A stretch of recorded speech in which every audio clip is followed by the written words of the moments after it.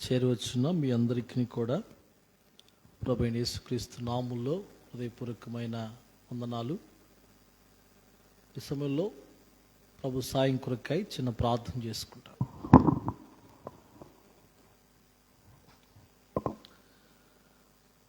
ప్రేమైన మా పరలోకపు తండ్రి, ప్రేమ నమ్మకం కలిగిన మా దేవా, నీ ఘనమైన శ్రేష్టమైన పరిశుద్ధమైన నామ పేరిట మరొక పర్యాయం నీ పాద పద్మముల చెంతకు చేరి తండ్రి సాగిలి పడుతున్నాం. సర్వాధికారి నీ పాదములు కొందనాలు. రీతిగా మరొక పర్యాయం నీ సాన్నిధ్యంలోనికి మాకు ప్రవేశాన్ని కలుగజేసి నీ సాన్నిధ్యంలో ఉన్న నిత్యానందములకు మమ్మల్ని పాత్రలుగా చేసిన దేవా నీ పాదములు కొందనములు. ఈ రాత్రి వేళ నీ సన్నిధిలో గడపటానికి తండ్రి మాకు మీరు చూపుతూ వచ్చిన మీ కృపా వాత్సల్యతను బట్టి వందనములు.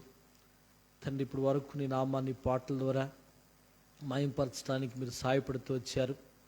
ఈ సమయంలో నీ వాక్యాన్ని ధ్యానిస్తుండగా తండ్రి మీరే మాకు సహాయపడండి. కావలసిన మాటలు, ప్రార్థనకు కావలసిన మాటలను మీరు అందించి మాకు కావలసిన మెలకును జ్ఞానమును మాకు దయచేయము తండ్రి. వ్యర్థమైన మాటలు, కల్పనా కల్పితమైన మాటలు నా నోట రానిక నీ ప్రజలకు మేలు కలిగించు, అక్కర తీర్చు మాటలను మీరు కలుగు చేయము, అనుగ్రహింప చేయము. నీ ప్రజల క్షేమం కొలది ప్రీతికరమైన పరిచర్య నీ నామంలో నీ జత పనివాడిగా చేయగలిగినట్లు నీ యొక్క పరిశుద్ధాత్మతో నన్ను అభిషేకించి బలపరిచి వాడుకునము సాయపడుతున్నామని నీ చేతులకు అప్పగించుకుంటూ వచ్చిన నీ ప్రయాణ వారిని పేరు పేరున దీవించుము. రావాల్సిన బిడ్డలు ఎవరైతే ఉన్నారో వారు కూడా సకాలంలో రాగలుగటానికి ప్రభా సాయపడము. అడ్డుపడుతున్న ప్రతి ఆటంకమును దూరపరిచి మార్గమును సరళము చేయము. సర్వశక్తిమంతుడైన యేసు ప్రభుల వారి నామపేట ప్రార్థించి మళ్ళీ అడిగి వేడుకుంటున్నాము తండ్రి, ఆమేన్.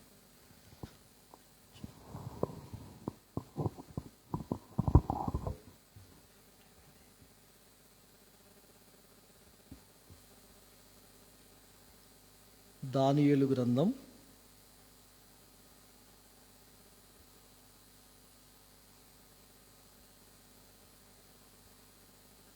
6వ అధ్యాయం 22వ వచనాన్ని మనందరం కలిసి చదువుకుంటాము. నేను నా దేవుని దృష్టికి నిర్దోషినిగా కనబడి తిని కనుక ఆయన తన దూతనంపించి సింహములు నాకు హాని చేయకుండా వాటి నోళ్ళు మోయించెను. రాజా, నీ దృష్టికి నేను నేరము చేసిన వాడును కాను గదా అనెను. ఇక్కడ జరుగుతున్నటువంటి సంభాషణ చెరసాలలో కాదు, ఇక్కడ ఉన్నది సింహపు బోనులో ఉండి దానియేలు మాట్లాడుతున్నాడు. ఎవరితో మాట్లాడుతున్నాడంటే రాజుతో మాట్లాడుతున్నాడు. అతను ఎందుకు సింహపు బోనులో పడద్రోయపడుతూ వచ్చినాడో మనకు తెలిసినదే. దాని గురించి మనం లోతుగా మాట్లాడుకోవాల్సిన పని లేదు. ఈ రాత్రి వేళ కొద్ది శేషముగా ఈ ఆల్ నైట్ ప్రేయర్లో మనం కూడుకోవటానికి ప్రభు సాయపడుతూ వచ్చాడు. అయితే ఆ రాత్రి అంతయు కూడా మరి దానియేలు సింహపు గుహలో ఉన్నాడు. రాత్రి అంతయు సింహపు గుహలో ఉన్నప్పటికీ కూడా ఏ సింహమైనను ఆయనకి హాని మాత్రం చేయలా. అతన్ని మరి హాని చేయటమే కాదు, హాని చేయకపోవటమే కాదు, కానీ ఎలాంటి కీడు కూడా ఆ యొక్క సింహాలు తలపెట్టలేదు. అయితే ఈ రాత్రి వేళ దానియేలు కాపాడబడటానికి గల కారణాలు, ఈ రాత్రి వేళ దేవుని ఇంటికి వచ్చిన మనము కూడా మన కుటుంబాలు కూడా కాపాడబడాలంటే దానియేలు ఆ రాత్రి సింహపు బోనులో ఉన్న సింహాలు ఎలాంటి హాని కలిగించలేకపోయాయి. గల కారణాలు మనము కూడా ఈ రాత్రి వేళ కొద్ది శేషముగా కూడినటువంటి మనల్ని దానియేలును కాపాడిన దేవుడు మనల్ని కూడా కాపాడాలి అంటే దానియేలు వలె ఉండితే ఎంత బాగుండు. దానియేలు ఎందుకు కాపాడబడుతూ వచ్చాడు అంటే, అందుకే నేను చదివిపిస్తా వచ్చాను. నేను నా దేవుని దృష్టికి నిర్దోషినిగా కనబడి తిని, నేను నా దేవుని దృష్టికి నిర్దోషిగా కనబడి తిని కనుక ఆయన తన దూత నంపించి సింహములు నాకు హాని చేయకుండా వాటి నోళ్ల మూయించెను. రాజా, నీ దృష్టికి నేను నేరము చేసిన వాడును కాదు. సింహపు నోళ్లను మూయించింది దేవుడైతే, సింహాల నోళ్లను మూయించింది దేవుడైతే, ఇక్కడ దానియేలు యొక్క నిర్దోషత్వాన్ని బట్టే, దానియేలు యొక్క నిర్దోషత్వాన్ని బట్టి, దానియేలులో ఉన్న నిర్దోషత్వాన్ని బట్టి దేవుడు సింహపు నోళ్లను మోయించాడు. అతడు సింహపు గుహలో ఉన్నప్పుడు, సింహాల గుహలో కాకుండా వెలుపట ఉన్నప్పుడు కూడా అతడు నిర్దోషిగానే ఉంటూ వచ్చాడు. నిర్దోషి అనగా అపరాధము లేనివాడు, పాపము లేనివాడు. అయితే ఈ రాత్రి వేళ కొన్ని విషయాలు క్లుప్తంగా 2 విధాలుగా మనం ధ్యానించుకుంటాం. మొదటి మాటగా అపోస్తల కార్యములు కాదు కానీ కీర్తనలు 18:18 కూడా చక్కని మాటలుంటాయి. ఆపత్కాలమందు వారు నా మీదకు రాగా యెహోవా నన్ను ఆదుకొనెను. యెహోవా ఆదుకునేవాడు. విశాలమైన స్థలమునకు ఆయన నన్ను తోడుకొని వచ్చెను. నేను ఆయనకు ఇష్టడును గనుక ఆయన నన్ను తప్పించెను. నా నీతిని బట్టి యెహోవా నాకు ప్రతిఫలమిచ్చెను. నా నిర్దోషత్వాన్ని బట్టి అనే మాట చూసారా? నా నిర్దోషత్వాన్ని బట్టి నాకు ప్రతిఫలమిచ్చెను. ఇక్కడ 2 విషయాలు తారసపడుతున్నాయి. నీతిని బట్టి అని ఒక చోటు ఉంటుంది, యథార్థతను బట్టి అని ఒక చోటు ఉంటుంది. ఇక్కడ మనం చూస్తే నిర్దోషత్వాన్ని బట్టి కూడా దేవుడు ప్రతిఫలం ఇస్తాడంట. నిర్దోషత్వమును బట్టి ఆ ప్రతిఫలం ఇచ్చెను.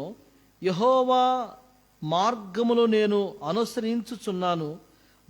భక్తిహీనుడై నేను నా దేవునను విడిచిన వాడును కాను. ఆయన నా న్యాయ విధులన్నిటినీ నేను లక్ష్య పెట్టుచున్నాను. ఆయన కట్టడలన్నింటిని త్రోసివేసిన వాడును కాను.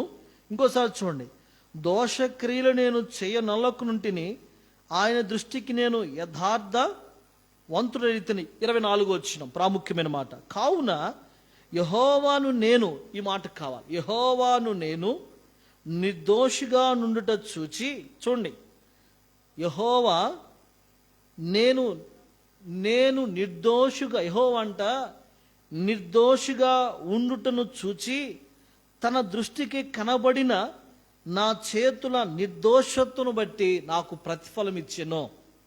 ఇక్కడ నిర్దోషత్వము, నిర్దోషి అక్కడ మనం చూస్తూ వచ్చాం. దానియేలు దగ్గర ఏమంటున్నాడు? అక్కడ దానియేలు ఏమంటున్నాడు ఇక్కడ దానియేలు?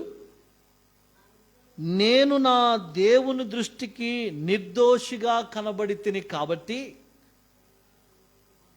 నేను నా దేవుని దృష్టికి నిర్దోషిగా అంటే నీవు నేను ఎవరి దృష్టికి నిర్దోషులుగా కనపడాలి చెప్పండమ్మా? ఎవరి దృష్టికి మనము నిర్దోషులుగా కనపడాలి? ఆయన దృష్టికి నిర్దోషులముగా మనం కనపడుతూ వచ్చినప్పుడు, ఆనాడు దానియేలు కూడా నిర్దోషిగా ఉన్నాడు కాబట్టే ఏమవుతూ వచ్చినాయంట, సింహాలు ఎలాంటి కూడా హాని కలగ చేయకుండా ఉంటా వచ్చాయి. ఈ యొక్క రాత్రికాల వేళ కూడా నీవు నేను కూడా ఎలాంటి విషయాల్లో నిర్దోషులముగా ఉండాలి? దానియేలు నిర్దోషిగా ఉన్నాడు కాబట్టే దేవుడు తన దూతలను నంపించి సింహాలు ఎలాంటి హాని చేయకుండా దేవుడు కాపాడుతూ వచ్చినాడు. ఎలాంటి విషయాలలో దానియేలు నిర్దోషిగా ఉన్నాడు? ఎలాంటి విషయాల్లో నిర్దోషిగా ఉన్నాడు చెప్పగలరా ఎవరైనా? ఎలాంటి విషయాల్లో నిర్దోషిగా ఉన్నాడమ్మా? సరే, మొట్టమొదటి మాట చదవండి. అపోస్తల కార్యములు 24వ అధ్యాయం 16వ వచనం. అపోస్తల కార్యములు 24:16లో ఎలాంటి నిర్దోషత్వం, ఎలాంటి ఈ విధమున నేను దేవుని ఎడలను మనుషుల ఎడలను ఎల్లప్పుడూ నా మనస్సాక్షి అంటే దేవుని ఎడల మనుషుల ఎడల నీ మనస్సాక్షి ఎప్పుడు ఎలా ఉండాలంట? నిర్దోషమైనదిగా ఉండాలి. దానియేలు సింహపు గుహలో ఎందుకు కాపాడబడుతూ వచ్చాడంటే, ఎందుకు రక్షింపబడుతూ వచ్చాడంటే గల కారణం ఏంటంటే, మనుషుల ఎడల కూడా దేవుని ఎడల కూడా ఆయన నిర్దోషిగా ఉన్నాడు. ఆయన మీద అనేక రకాలైన అబండారాలు వేశారు. ఆయన మీద అనేక రకాలైనటువంటి మాటలు సృష్టించారు. ఎన్ని సృష్టించినా, ఎన్ని విధాలుగా బాధ పెట్టినా ఆయన ఎప్పుడు కూడా ఎదుటి వారిని కించపరిచినట్టుగా మాట్లాడేట్టు చూస్తాం మన బైబిల్లో. ఎక్కడ లేదు. ఇక్కడ చూడండి, ఆయన నిర్దోషిగా ఉన్నాడంట. ఎలా ఉన్నాడంట? మనుషుల ఎడలను చెప్పాలి, దేవుని ఎడలను ఆయన మనస్సాక్షి ఎలా ఉందంట? నిర్దోషిగా ఉందంట. అంటే నీ మనస్సును నువ్వు నిర్దోషిగా ఉంచుకోవాలి. నీ మనస్సాక్షి నీ మీద నేరాపరణ చేయకూడదు. ఒక దినానంట యేసుప్రభువు వారు వచ్చినప్పుడంట, నీ గురించి నువ్వు మంచివాడువో నువ్వు చెడ్డవాడువో సాక్ష్యం ఇచ్చేది ఈ లోకంలో ఉన్న నీ తల్లిదండ్రులు కాదు, నీ సేవకుడు కాదు, నీ పాస్టర్ కాదు.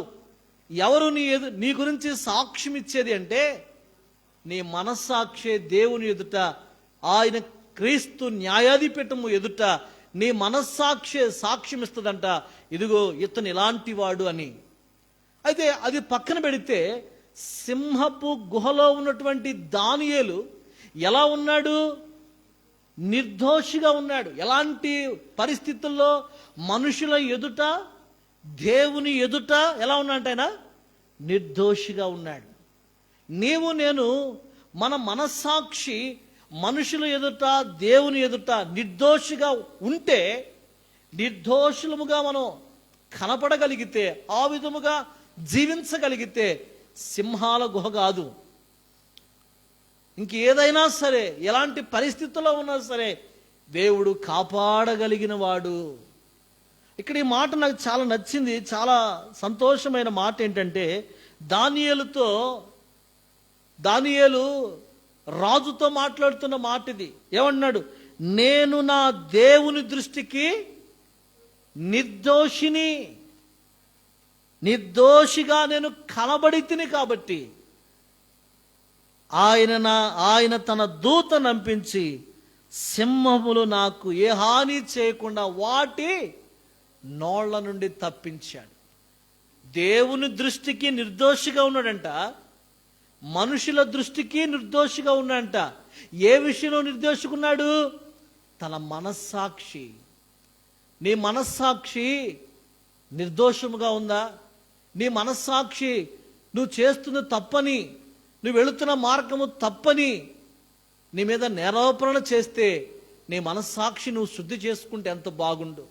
దానియేలు అంతటి కష్ట క్లిష్ట పరిస్థితులు తనకు తారసపడిన కాపాడబట్టని గల కారణం తన మనస్సాక్షి ఎలా ఉందంటమ్మా? మనుషుల ఎదుట, దేవుని ఎదుట నిర్దోషముగా ఉన్నది. ఇది మొదటి మాట. రెండో మాట చదవండి. రెండో మాట కూడా చాలా ప్రాముఖ్యమైన మాట. కీర్తన గ్రంథం 26వ అధ్యాయం 4వ వచనం. కీర్తన గ్రంథం 26వ అధ్యాయం 4వ వచనం. ప్రతి మాట కూడా చాలా ప్రాముఖ్యమైన మాట. నేను ముగింపుకు వస్తున్నాను.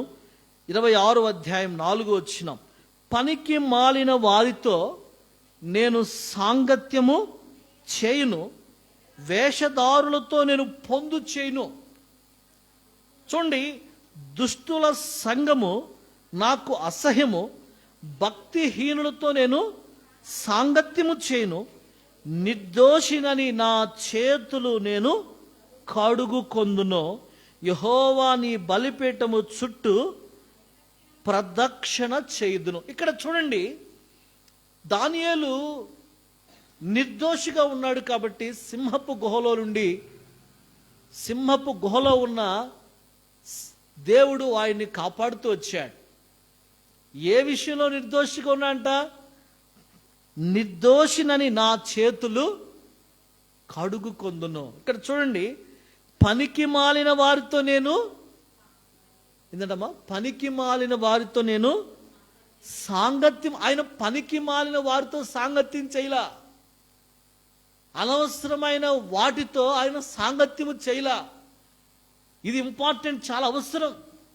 ఒక వ్యక్తి శోధనలో ఉన్నప్పుడు, ఒక వ్యక్తి కష్టాల్లో ఉన్నప్పుడు, ఒక వ్యక్తి ఇరుకుల్లో ఉన్నప్పుడు కాపాడబడాలంటే తన ముందు జీవితం ఎలా ఉందో చూసుకోవాలి. మొదటిగా ముందున్న జీవితాన్ని బట్టే నీ యొక్క ముందంటే నీ పాత జీవితాన్ని బట్టి దేవుడు నిన్ను కాపాడుతాడు. నిన్నటి దినం నువ్వు ఎలా ఉన్నావు, గడిచిన క్షణం నువ్వు ఎలా ఉన్నావు, అది లెక్కిస్తాడు దేవుడు. దానియేలు సింహపు గుహలో పడటానికి ముందుగా పనికి మాలిన వారితో సాంగత్యం చేయలా. పనికి మాలిన వారితో సాంగత్యం చేశాడా? పనికి మాలిన వారితో సాంగత్యము చేయలేదు, వేషధారులతో. ప్రభు అన్నాడు, ప్రభు మాటలు చాలా కఠినంగా ఉంటాయి.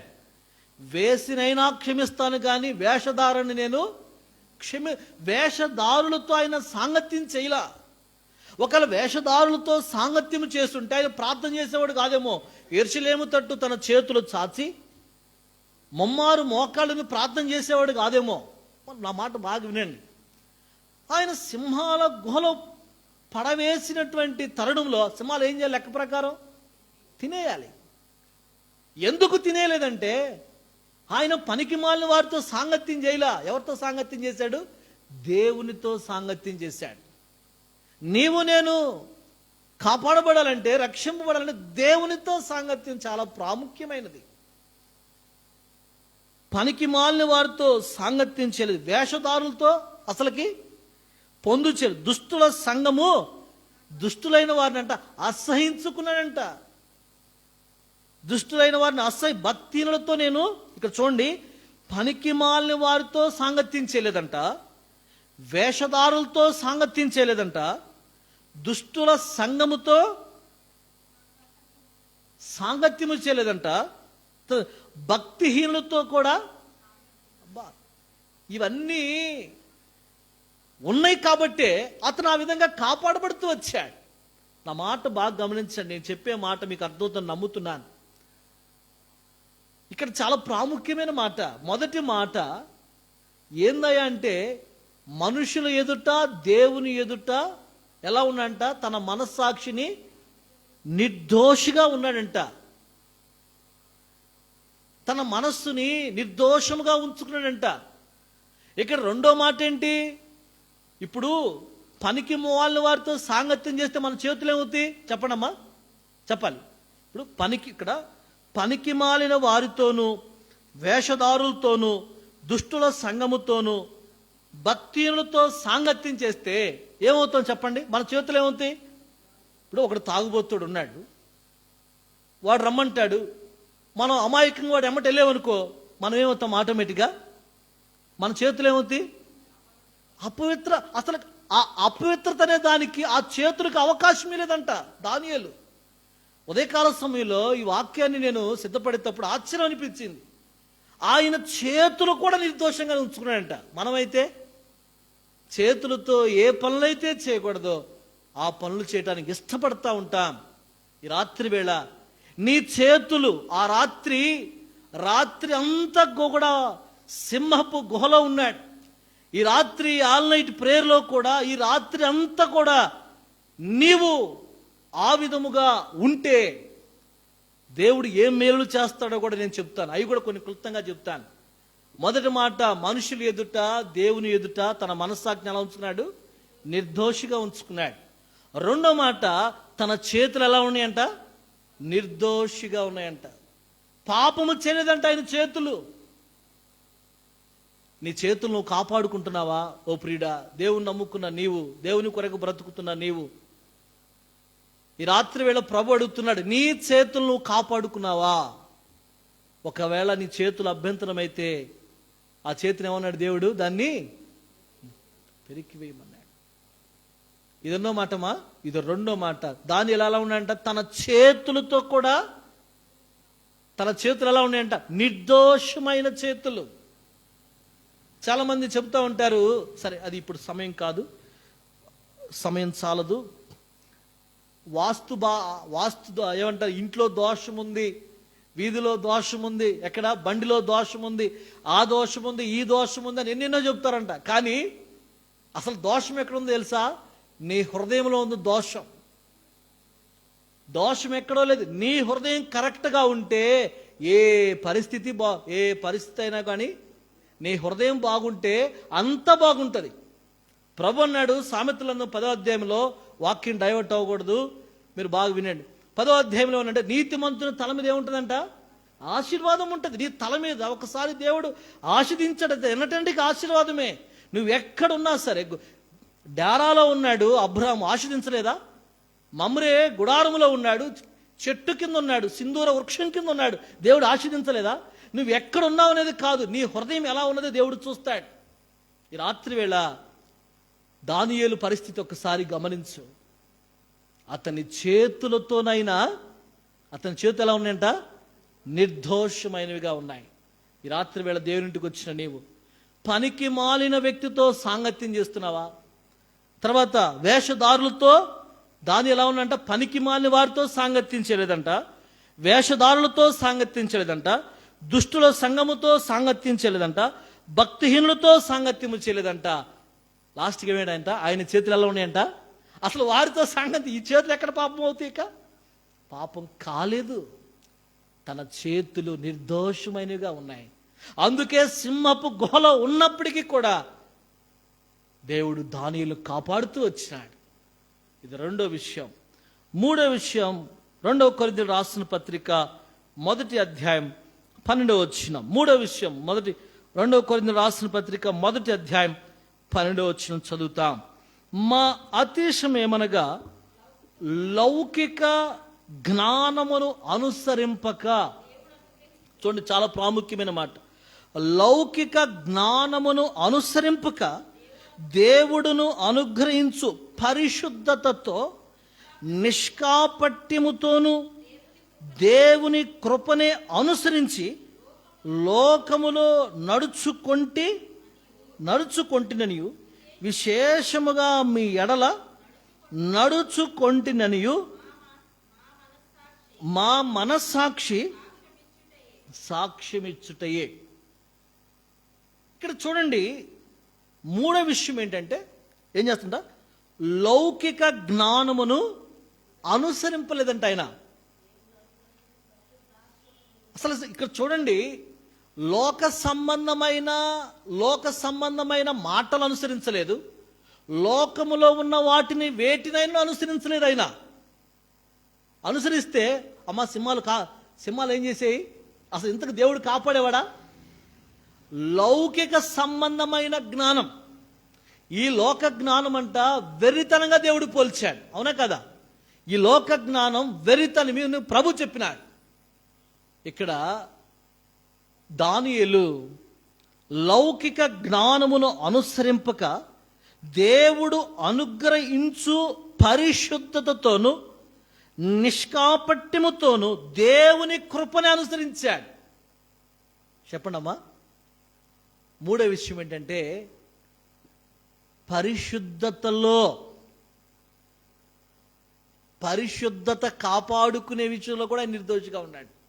మనం పరిశుద్ధతను కాపాడుకోగలుగుతామా? ఒక వ్యక్తి పరిశుద్ధత ఎలా కోల్పోతాడంటే, లౌకిక జ్ఞానం అతనిలోకి వచ్చినప్పుడు.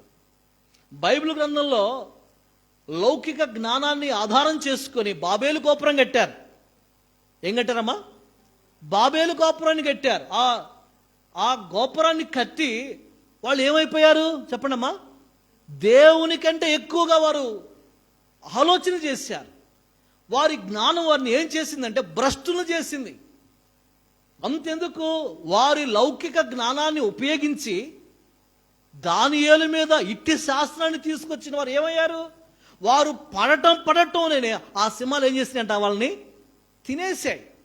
వాళ్ళు నష్టపోతే ఒక ఎత్తు, వాళ్ళు నష్టం పోవటం ఒక ఎత్తు అయితే, లౌకిక జ్ఞానాన్ని అనుసరించిన వారు పడటం ఓకే. కానీ ఇక్కడ నాకు బాధాకరమైన విషయం ఏంటంటే, అక్కడ వారు భార్యలు పిల్లలను కూడా సింహాల బోన్లో వేశారంట. అనవసరంగా ఎవరో తప్పు చేస్తే ఆ తప్పు ఎవరి మీదకి వచ్చిందమ్మా? ఆ మాట చదవండి, మనం డైవర్ట్ అవుతున్నామేమో, సరే పర్వాలేదు, ఆ మాట చదవండి. దానియేలు గ్రంథం 6వ అధ్యాయం 24వ వచనం. దానియేలు 6వ అధ్యాయం 24. రాజు ఆజ్ఞేయగా దానియేలు మీద నింద మోపిన ఆ మనుష్యులు వారు తోడుకొని వచ్చి సింహపు గుహలో పడద్రోసిరి. వారిని చూడండి, వారినైతే ఓకే, వాళ్ళు లౌకిక జ్ఞానాన్ని అనుసరించి లౌకిక జ్ఞానాన్ని పట్టుకొని వారు చెడు అభిప్రాయంతో చెడు ఆలోచనలతో నీతిమంతులైనటువంటి దానియేలు మీద అనేకమైనటువంటి విషప్రచారం చేసి అతన్ని చంపాలని ప్రయత్నం చేశారు. వారితో పోయిందా? హ్యాపీ, వాళ్ళు తప్పు చేశారు కాబట్టి వారికి శిక్ష వచ్చింది. కానీ ఇక్కడ బాధాకరమైన విషయం ఏంటంటే, వారి కుమారులను వారి భార్యలను కూడా పడద్రోశారంట. ఎంత బాధాకరమైన విషయం అంటే, ఒక వ్యక్తి ఇంట్లో తప్పు చేస్తే ఆ తప్పు ఇంటి మొత్తానికి వస్తుంది. బాగా గమనించాలి. ఒక వ్యక్తి తప్పు చేస్తున్నాడంటే ఆ వ్యక్తి చేసే తప్పు ఇంటి మొత్తానికి వ్యాపించింది. ఇంటిలో పరిస్థితి అంతా కూడా తారుమారైపోతుంది. వీరు చేశారా బాగుండేది. లౌకిక జ్ఞానం ఏం చేస్తుందంటే నీకున్నవన్నిటినీ లేకుండా చేస్తుంది, కానీ దేవుని జ్ఞానం అన్నిటినీ సమకూరుస్తుంది. ప్రియమైనటువంటి దేవుని బిడ్డారా, దేవుని వాక్యం వింటున్న మనం లౌకిక జ్ఞానాన్ని, లోక సంబంధమైనటువంటి జ్ఞానాన్ని అనుసరిస్తున్నావేమో. బాబేలు గోపురం కట్టి వారు అతిశించారు, వారు భ్రష్టులైపోయారు. అంత మాత్రమే కాదు, దానియేలును సింహపు గుహలో పడవేయాలని పడద్రోసి లౌకిక జ్ఞానాన్ని ఉపయోగించి శాసనాన్ని తీసుకొచ్చి ఎవడు తీసుకున్న గోతులో వాళ్ళే పడిపోతారు. ఈ రాత్రి వేళ దేవుని వాక్యం వింటున్న నీవు, మూడో విషయం ఏంటంటే, దానియేలంట పరిశుద్ధతలో కూడా నిర్దోషిగా ఉన్నాడంట. అసలు పరిశుద్ధతలో నిర్దోషిగా ఉంటాడు ఎట్లండి బాబు? ఇది చిన్న సంగతి కాదు. పరిశుద్ధత విషయంలో కూడా నిర్దోషిగా ఉన్నాడంట ఆయన. అసలు ఎట్లా సాధ్యం ఇది? నేను కూడా దేవుని ఇంటికి వచ్చిన నీవు అమూల్యమైన రక్తము చేత, ఒక మాట ఉంటుంది 1 పేతురు పత్రిక 1వ అధ్యాయం 19వ వచనంలో, అమూల్యమైన రక్తము చేత అనగా నిర్దోషమైన నిష్కలంకమైన గొర్రె పిల్ల వంటి రక్తము చేత మీరు పరిశుద్ధులుగా చేయబడుతూ వచ్చారు.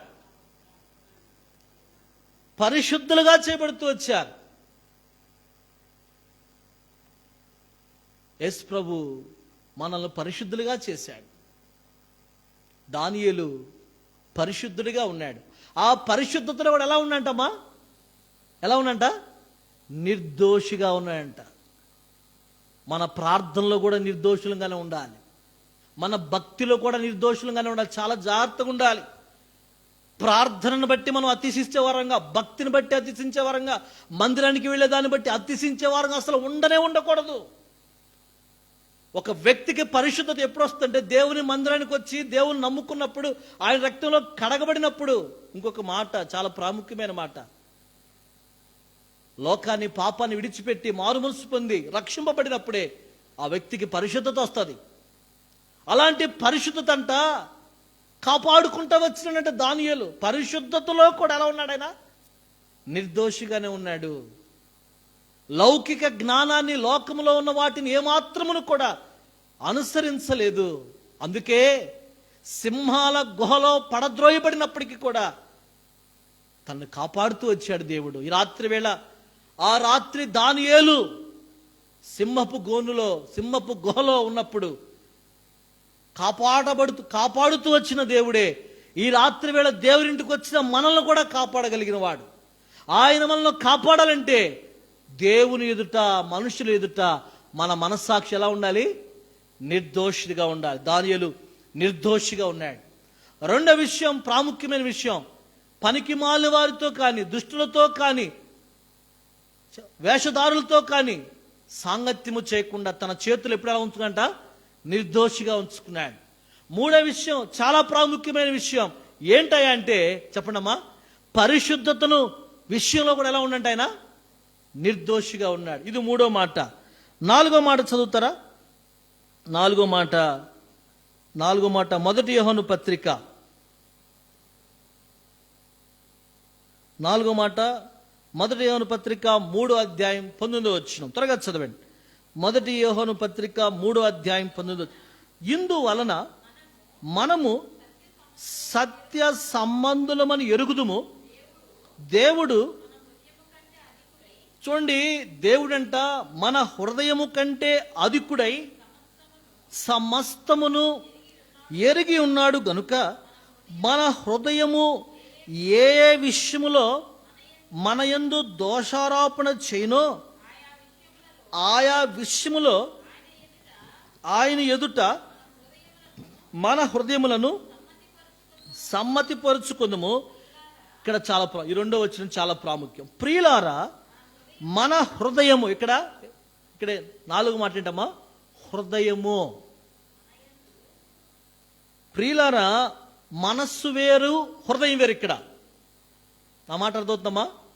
మీరు మనస్సును కలపొద్దు, ఇక్కడ హృదయం కనపడుతుంది. ఇక్కడ ప్రియులారా, మన హృదయము మన యందు దోషారోపణ చెయ్యని ఎడల దేవుని ఎదుట మనం ధైర్యము గలవారమగుదుము. మరియు మనం ఆయన ఆజ్ఞలు గైకొనుచు ఆయన దృష్టికి ఇష్టమైనవి చేయుచున్నాము గనుక మనం ఏది అడిగినను అది ఆయన వలన మనకు. ఈ రాత్రి వేళ మనము ఏది అడిగినా ఆయన దగ్గరుండి మనకు అన్ని కూడా దొరుకునుగాక. అయితే ఇక్కడ గమనించండి, ఆయన యొక్క హృదయము, తన యొక్క హృదయం కూడా ఎలా ఉందంట? నిర్దోషిగా ఉందంటండి. హృదయం అంటే ఎలాంటిదంటమ్మా? హృదయము అన్నిటికంటే మోసకరమైనది. అది హృదయం ఎలాంటిదంట?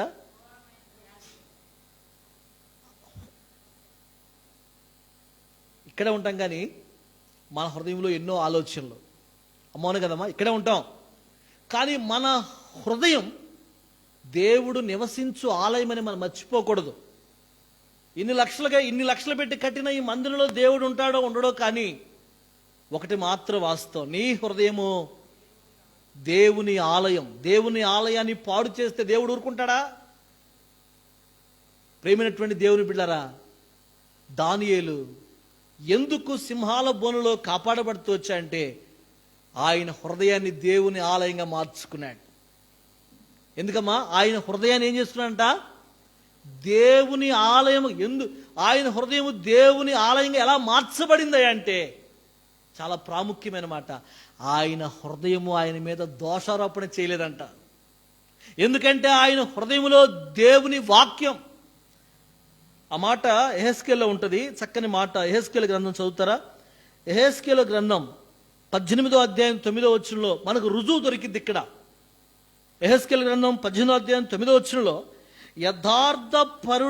యథార్థపరుడైన నా కట్టడలను, యథార్థపరుడై నా కట్టడలను గైకొనుచు నా విధులను అనుసరించిన ఎడల. చూడమ్మా, దొరికిపోయింది కదా మనకు పాయింట్. యథార్థపరుడై నా కట్టడలను గైకొనుచు నా విధులను అనుసరించిన ఎడల వాడే నిర్దోషియగును. ఇక్కడ చూడండి, వాడే. దానియేలు కూడా తన హృదయంలో దేనికి చోటిచ్చాడు చెప్పాలి? తన హృదయంలో దేవుని వాక్యానికి చోటిచ్చాడు. దేవునికి ఆలయముగా అవుతూ వచ్చాడు. తన హృదయం విషయంలో కూడా నిర్దోషిగా ఉన్నాడు. మొదటి మాట చెప్పండి అమ్మా. మొదటి మాట, ఏ విషయంలో నిర్దోషిగా ఉన్నాడు ఆయన? ఏ విషయంలో నిర్దోషిగా ఉన్నాడు? మనుషుల ఎదుట, దేవుని ఎదుట నిర్దోషిగా ఉన్నాడు. రెండో మాట, తన చేతుల విషయంలో నిర్దోషిగా ఉన్నాడు. తర్వాత తన యొక్క మనస్సాక్షి విషయంలో నిర్దోషిగా ఉన్నాడు. తన పరిశుద్ధత విషయంలో కూడా నిర్దోషిగా ఉన్నాడు. ఐదో మాట, విలువైన మాట చెప్పండమ్మా, తన హృదయములో నిర్దోషిగా తన హృదయాన్ని నిర్దోషంగా ఉంచుకుంటూ తన హృదయమే. ఇప్పుడు ఒక మాట, నేను ఫస్ట్గా ఒక మాట చెప్పాను, ఏంటంటే యేసుప్రభు ఎదుటంట నీ గురించి నీ సావుకుడు, నీ పాస్టర్ గారి, నీ అన్నదమ్ములు, ఎక్కచెళ్ళు, నీ రక్తసంబంధికులు, నీ బంధుమిత్రులు, నీ స్నేహితులు ఎవరొచ్చి నీ మీద సాక్ష్యం చెప్పవసరంలా, వీడు పనికి, వీడు మంచోడికి, చెడ్డోళ్ళని ఎవరంటా నీ ముందు నీ గురించి సాక్షి, నీ మనస్సాక్షి నీ మీద దోషారోపణ చేస్తున్న దేవుని ఎదుట. వీడు ఇలాంటి దుర్మార్గపు పనులు చేశాడు, కనపడకుండా లోపల అనవసరమైనవన్నీ చేస్తూ వచ్చాడు, పైకి బాగానే కనపడుతున్నాడు, దుర్మార్గమైన క్రియలన్నీ చేయటానికి పూనుకున్నాడు అని నీ హృదయమే ఏం చేస్తాంట దేవుని ఎదుట? అసలుకి ఆ హృదయమే దోషారోపణ చేయకున్నట్లు ఆ హృదయమే నిర్దోషిగా ఉంచుకుంటూ వచ్చాడు దానియేలు. అందుకే సింహపు బోనులో ఉన్నప్పటికీ దేవుడు కాపాడుతూ వచ్చాడు. ఈ రాత్రి వేళ ఆ రాత్రి దానియేలును కాపాడిన దేవుడు ఈ రాత్రి వేళ నిన్ను కూడా కాపాడుతాడు. ఈ 4 సుగుణాలు, నేను ఇంకా ఎక్కువ సుగుణాలు ఉన్నాయి చెప్పాల్సినవి, ఇంచుమించు నేను 14 విషయాలు రాసుకున్నాను, కానీ 4 విషయాలకే చాలా సమయం అయిపోతూ వచ్చింది. తన హృదయము కూడా అతని మీద, తన హృదయం కూడా ఎలా ఉంచుకుంటా? నిర్దోషిగానే ఉంచుకుంటా వచ్చాడు. అయితే ఈ విధముగా నిర్దోషముగా కాపాడబడుతూ నిర్దోషిగా ఉండటాన్ని బట్టి దానియేలు దేవుడు ఏం చేస్తా వచ్చాడు చెప్పండమ్మా? సింహపు బోనులో ఆ రాత్రంతా ఉంటే సింహాల నోటకు అప్పగించకుండా కాపాడాడు. తర్వాత ఏం చేశాడమ్మా? ఈ రాత్రి అంతా ఉంటున్న నీవు, రాత్రి అంతే ఉండదులే, కాసేపులో అయిపోద్ది, మీరు భయపడమాకండి. ఆ రాత్రంతా దానియేలును కాపాడిన దేవుడు తర్వాత దానియేలు పక్షంగా ఏం చేశాడు? ఒక 5 విషయాలు క్లుప్తంగా నేను చూపించి నేను ముగించేస్తాను. మొదటి మాట దానియేలు గ్రంథం 6వ అధ్యాయం 25వ వచనం. ఈ మాట, ప్రతి ఒక్క మాట మీరు రాసుకోండి. ఈ మాట రాసుకోండి, చాలా ప్రాముఖ్యమైన మాటలు. దానియేలు సింహపు గుహలో ఉన్నప్పుడు కాపాడుతూ వచ్చాడు దేవుడు. కాపాడటమే కాదు కానీ ఇంకా దానియేలు పక్షంగా ఏం చేశాడు చదవండి. 25వ వచనం. అప్పుడు రాజుకు దర్యావేషు లోకమంతటా నివసించు సకల జనులకును రాష్ట్రములకును ఆయా భాషలు మాట్లాడు వారికి ఇలాగూ వ్రాయించిన మీకు క్షేమాభివృద్ధి. మా మొదటి మాట ఏంటంటమ్మా? ఈ రాత్రి వేళ ఈ దేవుని సన్నిధిలో గడుపుతూ వచ్చి ప్రార్థన చేస్తున్నటువంటి నీకు నాకేమిస్తాంట? క్షేమాభివృద్ధి. పద్మమ్మ కొట్లో దొరికిద్దా క్షేమం? సాముల కొట్లో దొరికిద్దా? డిమార్ట్లో దొరికిద్దా? ఎక్కడ దొరకదు క్షేమం. అది దేవునిలోనే దొరుకుతుంది క్షేమం. ఈ రాత్రి వేళ ప్రభు అంటున్నాడు, నీకు నేను క్షేమాన్ని ఇస్తాను. నీ కుటుంబానికి, నీ బిడ్డలకు, నీ కలిగిన సమస్తానికి కూడా నేను క్షేమాన్ని ఇస్తానని ప్రభు చెప్తున్నాడు. అంటే క్షేమం ఊరికినే రాలా, దానియేలుకు వచ్చిందా? ఊరికినే దానియేలుతో పాటు అక్కడున్న వారందరికీ కూడా క్షేమం వచ్చింది. ఎందుకు వచ్చిందంటే 4 సుగుణాలు చెప్పాను అమ్మా. దేవుని ఎదుట, మనుషుల ఎదుట ఎలా ఉన్నాడు ఆయన? నిర్దోషిగానే ఉన్నాడు.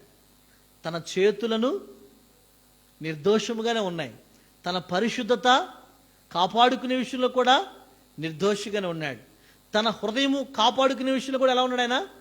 నిర్దోషిగాను. అందుకే ఒక మాట చెప్పున, దానియేలు హృదయం అంట దేవుని ఆలయం అంట.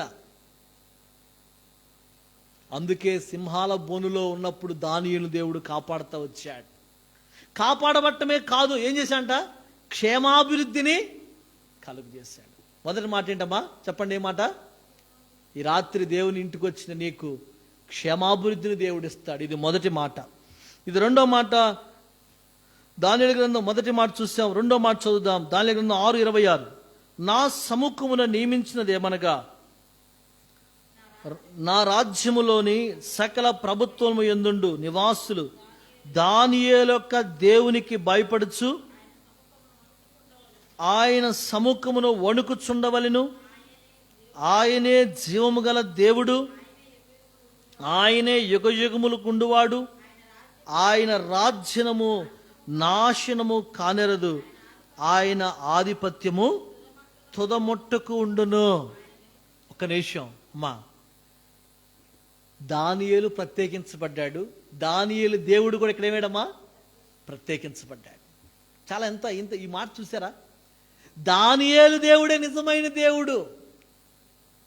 దానియేలుకు ప్రత్యేకత కలిగింది. దానియేలుకు ప్రత్యేకమైన పరిస్థితులు. దేవుడు అన్నాడు, నేను నిన్ను ప్రత్యేకంగా దీవిస్తాను. సింహపు బోనులోనే దేవుడు దానియేలు కాపాడటం కాదు, కానీ దానియేలుకు ఒక ప్రత్యేకమైన ఉన్నతమైన స్థానాన్ని దేవుడిచ్చాడు. దానియేలుకే ప్రత్యేకమైన స్థానం కాదు, కానీ చెప్పండమ్మా, దానియేలు సేవించిన దేవునికి కూడా అక్కడ ప్రత్యేకత కలిగింది. ప్రత్యేకమైన స్థానం. నువ్వు ఉద్యోగంలో ప్రత్యేకించబడతావు, నీ కుటుంబం ఒక ప్రత్యేకంగా ఉంటుంది, నువ్వు ఒక ప్రత్యేకంగా దేవుడిని ఎన్నుకుంటాడు. ఇది రెండో విషయం. మొదటి మాట క్షేమాభివృద్ధినిస్తాడు. రెండో మాట నీకు అంటూ ఒక ప్రత్యేకమైన గుర్తింపు ఉంటుంది. అమ్మో, అక్క ఎంత ప్రార్థన పర్రాలు, అక్క ఎంత నిర్దోషమైనది అని నీకంటూ ఒక ప్రత్యేకమైన గుర్తింపు దేవుడిస్తాడు. ఇది రెండో మాట. మూడో మాట దానియేలు గ్రంథం 6వ అధ్యాయం 27వ వచనం. ఆయన విడిపించువాడును రక్షించువాడు నయుండి పరమందును భూమి మీదను సూచక్రియలను ఆశ్చర్య క్రియలను చేయువాడు. ఒక మాట ఆగండి అమ్మా, విడిపించాడు లేదా? విడిపించాడు. చెప్పండి, రక్షించాడు. దేవుని ఇంటికి వచ్చిన నీవు ఏ పరిస్థితుల్లో నువ్వు పట్టబడి ఉన్నావో ప్రభు అన్నాడు, నేను నిన్ను విడిపిస్తాను, నిన్ను రక్షిస్తాను. విడిపించటం రక్షించడమే కాదు, కానీ ఏమన్నాడు ఇక్కడ? సూచక్రియలను ఆశ్చర్య క్రియలను చేస్తాను. దానియేలు జీవితంలో ఏం చేశారు తెలుసా అండి? సూచక్రియలను విడిపించడమే కాదు, సింహాల నోట నుండి విడిపించడమే కాదు, ఏం చేశాడు దానియేలు పక్షంగా? ఆ రాత్రి సింహపు గుహలో ఉన్నటువంటి దానియేలు ఈ రాత్రి రెహబోతు ప్రార్థన మందిరంలో ఉన్న నీ జీవితంలో కూడా, నీ బ్రతుకులో కూడా ఏం చేస్తాంట? అనేక పరిస్థితుల్లో ఉన్నటువంటి నిన్ను విడిపించి రక్షించి ఏం చేస్తాంట? సూచక్రియలను ఆశ్చర్యమైన కార్యాలు జరిగిస్తాయంట. నిజంగా దానియేలు జీవితంలో విడిపించడమే కాదు, రక్షించడమే కాదు, కానీ సూచక్రియలు ఆశ్చర్య కార్యములు కూడా దానియేలు పక్షంగా దేవుడు చేస్తూ వచ్చాడు. ఇది మూడో విషయం. తర్వాత 4వ విషయం చదువుకున్నాం. 68వ వచనం. 4 మాటలు చూసాం, ఇవి కూడా 4 మాటలు చూద్దాం. దానియేలు గ్రంథం 6వ అధ్యాయం 28వ వచనం చదవండి. ఈ దానియేలు దర్యావేషు ప్రభుత్వ కాలముందున పారసీకుడగు కోరేషు ప్రభుత్వ కాలముందున వర్ధిల్లెను. ఏం చేశాంట? దేవుడు ఏం చేశాంటమ్మా? దానియేలుని వర్ధిల్లెను. ఆర్థికంగా వర్ధిల్లింపజేశాడు, ఆరోగ్యపరంగా వర్ధిల్లింపజేశాడు, ఆత్మీయంగా వర్ధిల్లింపజేశాడు, సామాజికంగా వర్ధిల్లింపజేశాడు. అమ్మా, వర్ధిల్లుట అనే దాని మీద ఎంతో వాక్యం చెప్పచ్చు. దానియేలు అంట ఏం చేశాంటమ్మా? ఆ మాట చదువుతారా? అందరం కలిసి చూద్దాం ఈ మాట.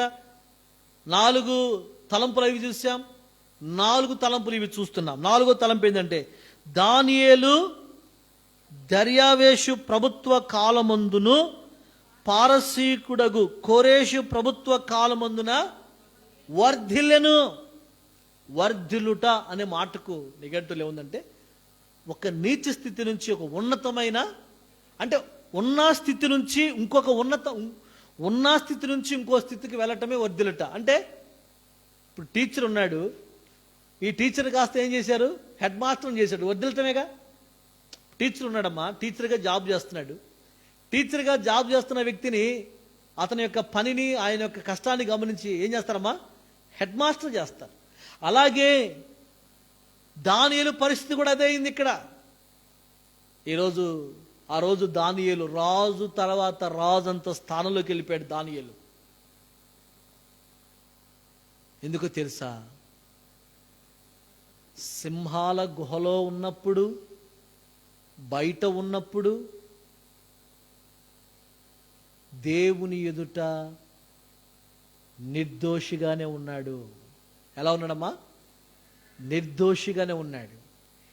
ఏ విషయాలు నిర్దోషిగా ఉన్నాడు? దేవుని ఎదుట, మనుషుల ఎదుట తన మనస్సాక్షిని ఏం చేసుకున్నాడంట? నిర్దోషిగా. రెండోది చెప్పాలి, తన చేతులను నిర్దోషిగా ఉంచుకున్నాడు. మూడోది పరిశుద్ధతను విషయంలో కూడా ఎలా ఉన్నాడంట? ఆయన నిర్దోషిగానే ఉన్నాడంట. నాలుగో మాట చెప్పండమ్మా, తన హృదయము కూడా ఒకవేళ హృదయము దోషారోపణ చేస్తుందని అప్పుడే గమనించాడేమో. అందుకే తన హృదయము కూడా దేవుని ఎదుట ఎలా ఉంచుకున్నాడంట? నిర్దోషిగానే ఉంచుకున్నాడు. కాబట్టి ఏం చేస్తూ వచ్చాడు దేవుడు? చెప్పండమ్మా. మొదటి మాట ఏంటి? మొదటి మాట క్షమాన్నిచ్చాడు. రెండో మాట ఒక ప్రత్యేకమైన గుర్తింపు ఇచ్చాడు. మూడో మాట అమూల్యమైన మాట చెప్పండమ్మా, విడిపించటం, రక్షించడమే కాదు కానీ సూచక్రియలను, ఆశ్చర్య కార్యములు చేశాడు. అన్నిటికంటే ప్రాముఖ్యమైనది ఏం చేస్తా వచ్చంట? వర్ధిల్లాడు. రాత్రి వేళ దేవుని ఇంటికి వచ్చిన దేవుడు నేను వర్ధిలింప చేస్తాడు. అందుకే ఈ మాట ఉంటుంది 18వ అధ్యాయం, కీర్తనలు 18వ అధ్యాయం 25వ వచనం. కీర్తనలు 18వ అధ్యాయం 25వ వచనం చదవండి. దయగలవారి ఎడల నువ్వు దయ చూపించుదువు, యథార్థవంతుల ఎడల యథార్థవంతుడుగా నుందువు, సద్భావము గలవారి ఎడల నీవు సద్భావము చూపుదువు, మూర్ఖుల ఎడల నీవు వికటముగా ఉందువు, శ్రమపడు వారిని నీవు రక్షించుదువు. యేసు ప్రభు కొరకు నిలబడటం అంటేనే శ్రమలు. యేసు ప్రభు కొరకు బ్రతకడం అంటేనే శ్రమలు. ఆ శ్రమలలో ప్రభు కొరకు నువ్వు నిలబడితే ఆయన నిన్ను ఏం చేస్తాడంట? రక్షిస్తాడంట. గర్విష్ఠులకు ఆయన ఎలా ఉంటాడంట? గర్విష్ఠులకు ఆయన విరోధి అయి వారిని ఏం చేస్తాడంట? అణిచివేస్తాడు. సద్భావము కలిగిన వారి ఎడల, దయగలిగిన వారి ఎడల ఏం చేస్తాడంట? సద్భావము కలిగిన వారి ఎడల సద్భావము చూపుతాడంట, దయగలిగిన వారి ఎడల దయ చూపుతాడంట, మూర్ఖుల ఎడల వికటముగా ఉంటాడంట, గర్విష్ఠులకు విరోధి అయ్యే వారిని ఏం చేస్తాడంట? ఇప్పుడు చెప్పండి, సద్భావము కలిగినటువంటి వ్యక్తి, దయగలిగినటువంటి వ్యక్తి దానియేలుని దేవుడు కాపాడలేదా? రక్షించలేదా? మూర్ఖంగా ప్రవర్తించారు కొంతమంది ఉన్నవారిని చంపాలని. మూర్ఖంగా ప్రవర్తించిన వారికి ఆయన వికటముగా ఉండలేదా? గర్విష్టిగా ఉన్నటువంటి వారికి ఆయన విరోధి అయి వారిని అణిచివేయటం అంటే తీసుకెళ్లి సింహపు గోల్లో పడలేదా? పడేశారు కదా. ఈ రాత్రి వేళ దానియేలు గురించి కొన్ని విషయాలు దేవుడు మనకు, పరిశుద్ధాత్మ దేవుడు కులాకాంక్షంగా తెలియపరుస్తూ వచ్చినాడు. సద్భావం కలిగిన వారి ఎడల దేవుడు దయ చూపుతాడు. యథార్థవంతుల ఎడల ఆయన యథార్థముగా ఉంటాడు. యథార్థముగా ఉన్నటువంటి దానియేలును, సద్భావము కలిగినటువంటి దానియేలును రక్షించిన దేవుడు, వర్ధిలింపజేసిన దేవుడు ఈ రాత్రి వేళ, ఆ రాత్రి దానియేలు ఆ రాత్రి ఏ విధముగా కాపాడబడుతూ వచ్చాడో, ఈ రాత్రి అంతా నువ్వు ప్రభు కొరకు కన్నీటితో నువ్వు ప్రార్థన చేస్తే, ఒప్పుకుంటూ ప్రార్థన చేస్తే ఏం చేస్తాడమ్మా? వచ్చే దినములన్నిటిలో కూడా దేవుడు ఏం చేస్తాడు? నీకు క్షేమాన్నిస్తాడు. మొదటి మాట ఏంటి? క్షేమాన్నిస్తాడు. రెండో మాట చెప్పాలి. మొదటి మాట క్షేమాన్నిస్తాడు. రెండో మాట నీకంటూ ఒక ప్రత్యేకమైన గుర్తింపిస్తాడు. మూడో మాట చెప్పాలి, విడిపించి నిన్ను రక్షించడమే కాదు కానీ నీ జీవితంలో ఆశ్చర్యకార్యాలను సూచక్రియలను జరిగిస్తాడు. అంత మాత్రమే కాదు, ఈ రాత్రి ప్రార్థన చేసుకెళ్తున్న నీకు దేవుడు ఏం చేస్తాడంట? వర్ధిలింప చేస్తాడంట. క్షేమము దేవుడు కలుగు చేయునుగాక, వర్ధిలింప చేయునుగాక, ఒక ప్రత్యేకమైన గుర్తింపు మనకు ప్రభు అనుగ్రహించునుగాక. అన్నిటికంటే ముఖ్యంగా సూచక్రియలు, అద్భుత కార్యములు దానియేలు పక్షంగా చేస్తూ వచ్చినట్లు మన పక్షముగా కూడా దేవుడు జరిగించును గాక. ఇటు మాటలు ప్రభు మన వినికిడిలో స్థిరపరిచి బలపరిచి విజ్ఞాపన కొరకై ప్రభు మనల్ని సిద్ధపరచునుగాక. ఆమె దయచేసి కళ్ళు మూసు, దయచేసి ఈ సమయంలో పాట పాడుకుంటూ